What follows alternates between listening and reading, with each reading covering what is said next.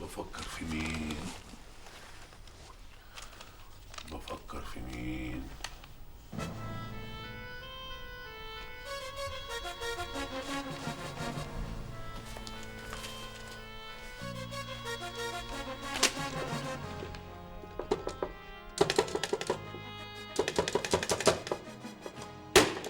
هو يوم نحس من اوله. خير يا محمود؟ التليفون ما فيهوش حراره، حلاني بقى على ما تيجي. الله.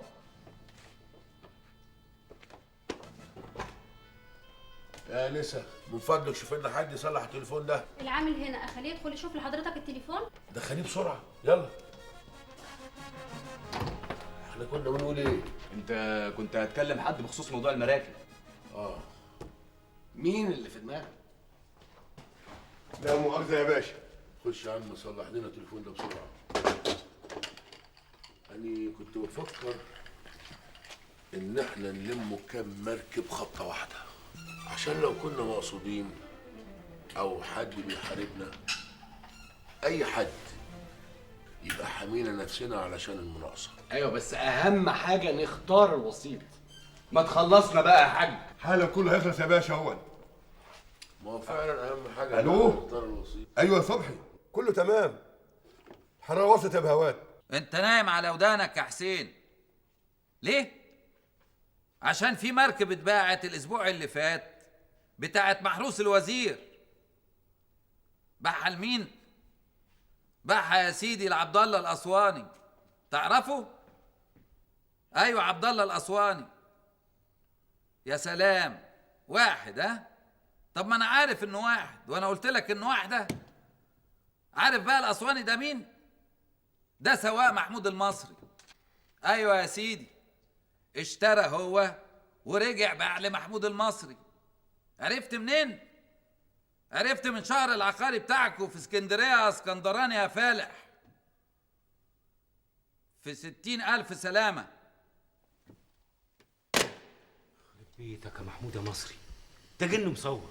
ولا جن ولا حاجه، احنا اللي مشغلين ناس نايمه على ودانها في اسكندريه. حسين ده ما ينفعش، ما ينفعش يا بهجه. بس بصراحه يعني اكرم بيه الحركه اللي حصلت دي ممكن تخش على اي حد.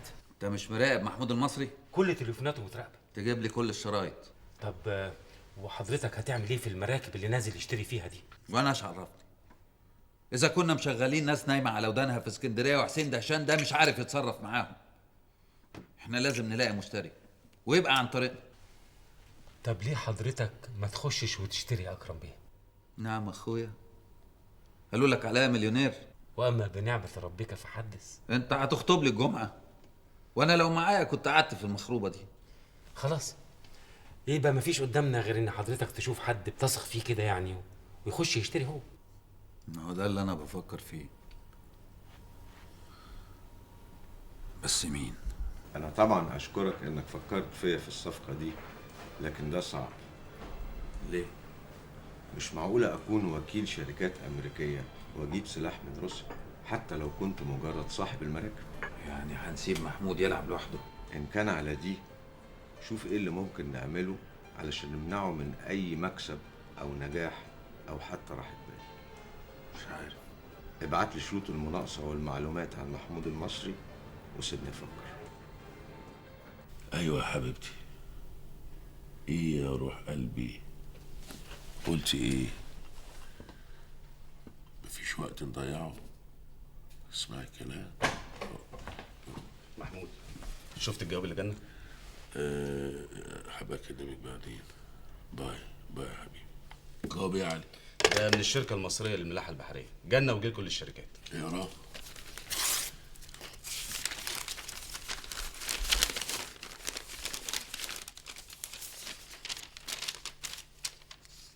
إلى السادة أصحاب شركات الملاحة، ظهرت بوادر احتكار في سوق الملاحة المصرية، وسعي بعض الشركات لشراء أكبر عدد ممكن من المراكب في أقصر وقت، ولأن هذا يتنافى مع القوانين الاشتراكية التي تمنع الاحتكار واستغلال رأس المال، فقد صدر القانون التالي: يمنع منعا باتا بيع المراكب المملوكة للشركات المصرية لبعضها البعض لمدة سنة من تاريخه. أما من يريد زيادة حصته فالسوق الخارجي مفتوح، لأن هذا يعتبر دعما للأسطول الملاحي المصري.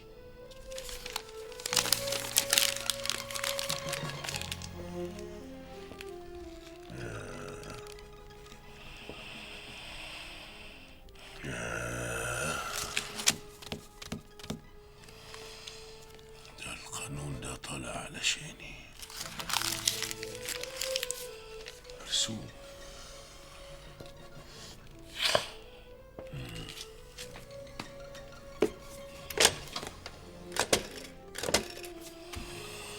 ايوه كمال، عملت ايه مع الشركات الاجنبيه؟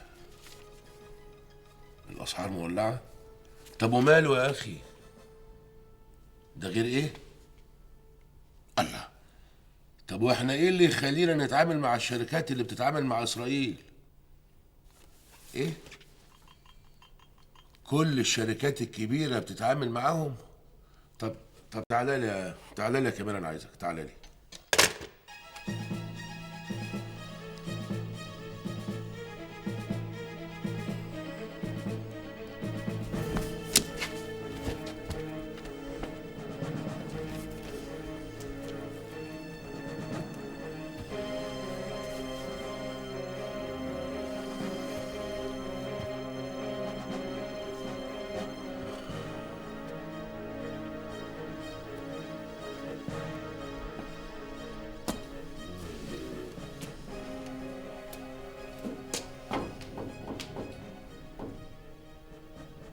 علي.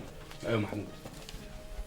عايزك تتصل بكل اصحاب شركات الملاحه ما عدا حسين الدهشان.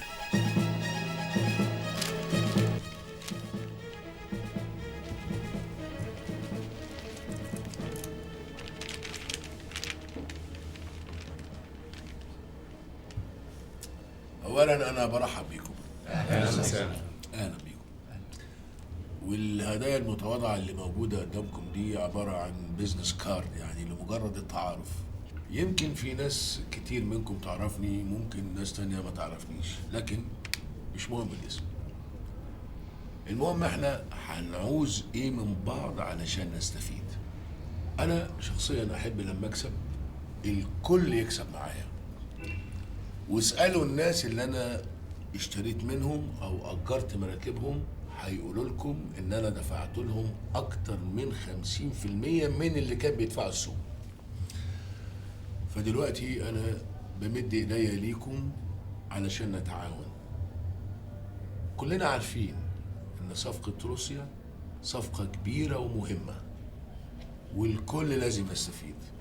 اللي عايز يشاركني اهلا وسهلا. انا جاي هنا ضيف على السوق المصري اللي انتم صحابه، بس انا كمان ليا اسواقي بره.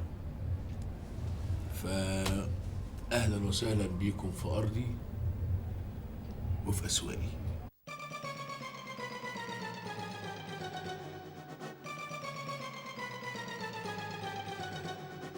يعني ايه شركه مساهمه؟ الراجل ده مش سهل يا اكرم بيه، دماغه حاضره وعنده حل لكل مشاكله. جرايه يا بهجت، انت بتوصف لي ارسين لوبين. ما هي السرعه اللي اتصرف بيها ولما اصحاب الشركات وحطهم تحت باطه دي عايزه تفكير من نوع تاني خالص. ازاي بقى سياده المستشار؟ اديني بس يومين وسيبني اتصرف واقول لك دماغي فيها ايه. حسين الدهشان ما عرفش يعمل حاجه؟ لا حسين الدهشان مش قده خالص. طيب جيب لي ملف محمود المصري. ليه؟ هاخده معايا البيت.